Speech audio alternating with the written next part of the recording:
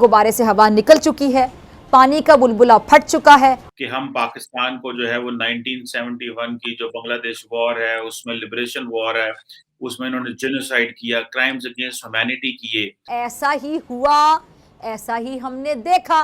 तो पाकिस्तान की फौज क्या कर रही है, पाकिस्तान की आईएसआई क्या कर रही है? क्योंकि हर एक पाकिस्तानी कसम खाने को तैयार है कि वर्ल्ड की नंबर 1 एजेंसी, शोएब अख्तर ने बोला है अपने इंटरव्यू में कि वर्ल्ड की नंबर 1 एजेंसी आईएसआई है, वर्ल्ड की नंबर 1 आर्मी पाक फौज है, सबसे अजीम फौज से नीचे बात नहीं करते।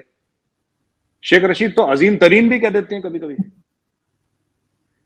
हमने शौकत तरीन सुना था, अजीम तरीन कर दिया। तो अब ये अजीम तरीन फौज है, ये तरीन फौज है, वो तरीन फौज है, तो आप रोको ना, क्या दिक्कत है?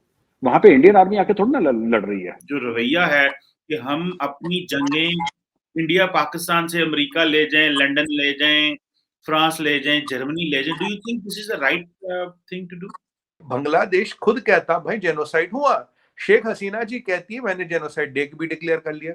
अब इसको इंटरनेशनल फोरम और फोरा में ले जाना, हाँ इंडिया का हाथ रहा है लिबरेशन ऑफ बांग्लादेश में, मुक्ति वाहिनी के साथ Indian army has fought together और सबसे बड़ा सरेंडर भी हुआ था, मतलब 93,000 लोगों ने दुनिया की इतिहास में आज तक कभी सरेंडर किया नहीं, और जनरल नियाजी साहब ने सरेंडर किया था, डॉक्यूमेंट साइन कर रहे थे। देखिए सरेंडर ऐसा हुआ चीमा साहब की इमरान खान नियाजी अब तक ये नहीं कहते मैं नियाजी हूँ, इसीलिए नहीं कहते, भतीजे है ना उनके, भतीजे है ना उनके। मैं आपको करेक्ट कर दूं, जो प्राइम मिनिस्टर ऑफ पाकिस्तान का जब नाम लिखा जाता है ऑफिशियल किसी डॉक्यूमेंट पे, तो इमरान अहमद खान नियाजी लिखा जाता है। नहीं मैं कह रहा हूँ, मैं वैसे क्रिकेट की बात करें, वहां की बात करें, इमरान खान ही बोलते थे वो, मतलब वो पूरा नाम नहीं बोलते थे।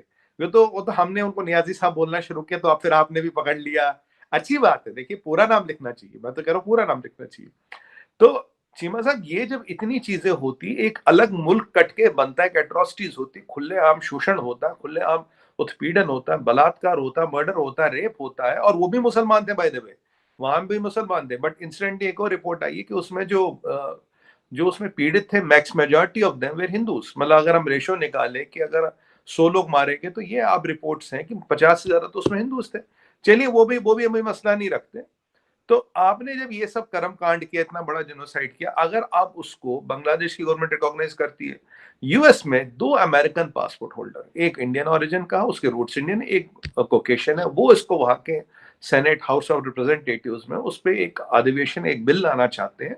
तो आपको क्या हर्ज है? अगर आपने कुछ किया नहीं तो कुछ मसला हो नहीं होना चाहिए, अगर किया तो सबको पता लग जाएगा क्या हुआ। देखिए पता सबको है। अभी बांग्लादेश के एक मिनिस्टर साहब ने ये भी कहा था, यार अजीब विडंबना है, 51 साल हो गए, 50 साल हो गए, दुनिया में रवांडा की बात होती है, दुनिया में हिटलर की बात होती है, पर ये जो किया पाकिस्तान आर्मी ने हमारे साथ, ये बात नहीं होती, और ये कहता बांग्लादेश, हम नहीं कहते।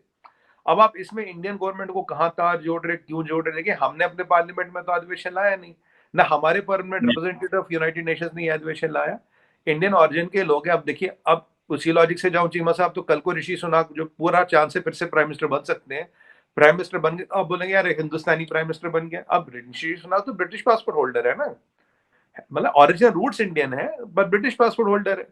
तो वैसे ही कल को देखिए इंडिया जैसे, वैसे कल को कोई चीज होती है, ठीक है अच्छी बात है, इंडियन और रूट्स है, इंडियन ओरिजिन है, इंडिया ने उसमें बिल्कुल हमारा रोल था, अच्छे खुले आम रोल किया, दुनिया को छुपाते हुए कोई कैंप खोल के मुक्ति वाहिनी वालों को ट्रेनिंग नहीं दी, बिल्कुल बाकायदा आर्मी ने लड़ी भाई साहब, और आपकी आर्मी थी सामने, मतलब वो जंगल वॉरफेयर नहीं था, गुरेला वॉरफेयर नहीं था, वो पठानी सूट में नहीं गया था कोई लड़ने, बिल्कुल आमने सामने फौजें लड़ी थी, और जो फौज जीती, रिजल्ट आपके सामने, दैट्स ऑल हिस्ट्री। जी अच्छा, सुमित भाई अभी आपने बात की कि हाँ भाई हमारी इंडियन आर्मी ने बांग्लादेश के लोगों को मुक्ति बहिनियों को ट्रेनिंग दी और वो पाकिस्तान फौज के खिलाफ लड़ी। नहीं नहीं आप जी बताइए, ये बात की नाम तो नहीं बताइए क्लैरिफाई कर दूंगा मैं। तो अगर लेट्स से कोई आर्मी किसी इंडियन ग्रुप को, इंडियन के किसी तबके को ट्रेनिंग दे, वो इंडिया के खिलाफ लड़े, तो फिर ये ठीक करेगा क्योंकि आपने ये किया हुआ है? जी मैं बता रहा था, मैंने बोला था आपको, देखिए मुक्ति वाहिनी के साथ हम कंधे से कंधा मिला के लड़ी, कहीं उनको जंगलों में ट्रेनिंग नहीं दी, कोई पठानी सूट और कलाशनिकोव टांग के नहीं गए थे, वर्दी में गए थे बाकायदा चीमा साहब, और जो सरेंडर भी हुआ वो वर्दी में हुआ था। आपके साथ पास तो फोटो होगी, नहीं तो अभी इंटरनेट से निकाल के दिखाता हूँ, तो हर जगह खैर वो फोटो लगी है, नियाजी साहब और जसजीत सिंह अरोड़ा, अरोड़ा साहब के, जनरल अरोड़ा के सामने वो सरेंडर कर रहे थे। तो ये आर्मी ने आर्मी को सरेंडर किया था। We fought shoulder and shoulder with Mukti Bahini, we did not train them, we did not arm them, but we fought shoulder and shoulder with them. हमने वो, और इंडियन आर्मी वहां पठानी सूट और वो पहन के नहीं गई थी, शलवार और वो पहन के नहीं गई थी, वो गई थी बाकायदा फौज की यूनिफॉर्म में। इंडिया का हाथ खुलेआम था, एक्सप्लिसिट था, सबने देखा, दुनिया को पता है, डॉक्यूमेंटेड हिस्ट्री। और जो सबसे बड़ा सरेंडर है जिसकी आप बात गोल कर गए, वो भी डॉक्यूमेंटेड हिस्ट्री, 93,000 लोगों के साथ। आज तक इस धरती पे, इस अर्थ पे, there has not been a more kind of a bigger or a humiliating military surrender with 93,000 people. We were hardly even 9-10,000 troops on the ground. ये भी एक डॉक्यूमेंटेड हिस्ट्री है चीमा साहब। तो अब इसके आसपास जो हुआ, इतना बड़ा घटनाक्रम हुआ, मैं ये नहीं, देखिए जंगें होती हैं, शिकस्त होती है, फतह होती है, that is a part of the game जी। अभी तो कहते हैं 1962 में आप चीन से हारे, कहते हैं भाई ये कौन सी बात है, हम कहते हैं भाई हमारा सरेंडर हुआ, सो व्हाट, ये लाइफ है, जिंदगी है। मैंने तो एक सिंपल प्रिंसिपल सा क्वेश्चन मैं करता हूँ जी कि अगर कोई फौज, कोई मुल्क भारत के किसी फैक्शन को ट्रेनिंग दे, वो इंडियन फौज से लड़े और बगावत करें, तो आप उसको ठीक जायज करार देंगे जिस तरह के आपने बांग्लादेश में किया?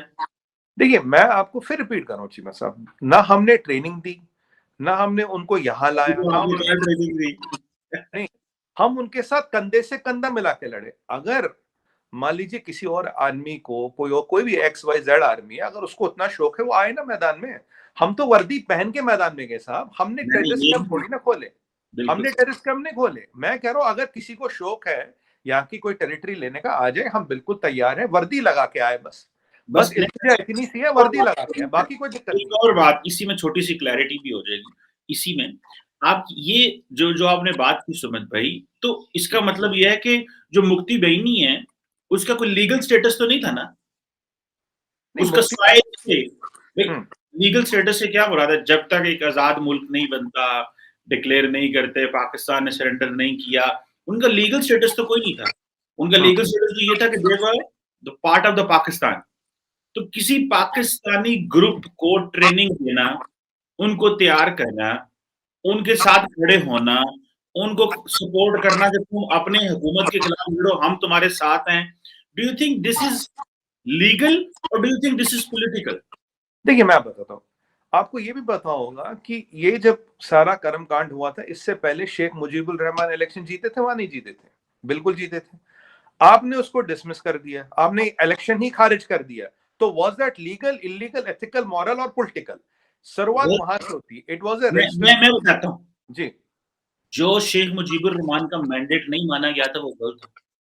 नहीं, वो तो आपने नहीं माना। जो इलेक्शन हुआ वहां पे अवामी लीग आपके कहे, आपके चाहत के अनुरूप और जमात इस्लामी का पूरा जोर लगाने के अनुरूप, और पाकिस्तान का जो यहाँ वाला साइड था उसके पूरे जोर लगाने, वो जीते क्योंकि शेख साहब को सपोर्ट था, अब भी है। खैर वो तो आप जानते हैं। अब वो शेख साहब जीते, आपने इलेक्शन ही खारिज कर दिया। जब इलेक्शन खारिज हुआ, फिर आपने जेनोसाइड किया। अगर आपने जेनोसाइड नहीं किया होता तो इंटरवेंशन की बात नहीं बनती। You have done two blunders. One, you have kind of dismissed a legitimately fought election, which you dismissed as per your whims and fancies.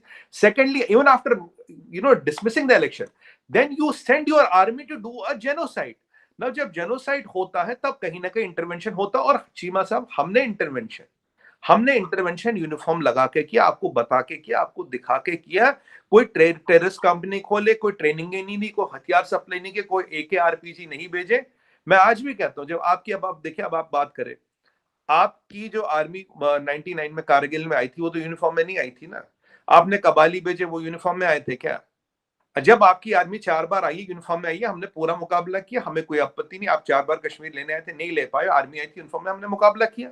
आप 5वीं बार भी आएंगे, हम फिर मुकाबला करेंगे। अगर आपका होगा, आप ले जाना कश्मीर। वैसे भी कश्मीर कौन सा मेरी जेब में रखा, गूगल मैप्स पे तो दिख ही जाएगा ना कहाँ है। तो मैं तो ये नहीं कह रहा ना कि आपको मैं रोक थोड़ी रहा हूँ कि आप मत आओ, मतलब हम आपसे डर रहे, ना हमसे घबरा रहे हैं। बट मेरी ये इल्तिजा है, जब भी आए, जो भी आए, कहीं दाएं से आए, भाई से आए, यूनिफॉर्म लगा के आए बस। बाकी यूनिफॉर्म वालों से मैं निपटना आता है। ये जो आप ये किराए के दाएं बाएं के लोग भेज देते हो ना, इनसे थोड़ी दिक्कत होती है, क्योंकि उनको पहचानने में दिक्कत होती है। देखिए, हम गए थे बांग्लादेश जेनोसाइड रोकने, हम गए थे वहां पे उत्पीड़न रोकने, और यूनिफॉर्म लगा के गए चीमा साहब। दुनिया को बताते हुए गए, दुनिया को कहते हुए गए, और आज भी इससे नहीं घबराते, इससे शर्माते नहीं। We have fought shoulder and shoulder with Mukti Wahini because we wanted to stop this genocide, wherein an army of a country was used to genocide or to do ethnical cleansing and mass rapes and murder of their own countrymen. ऐसा आपको कहीं example मिलेगा नहीं where army is used as a political tool for orchestrating genocide. That is where the problem is.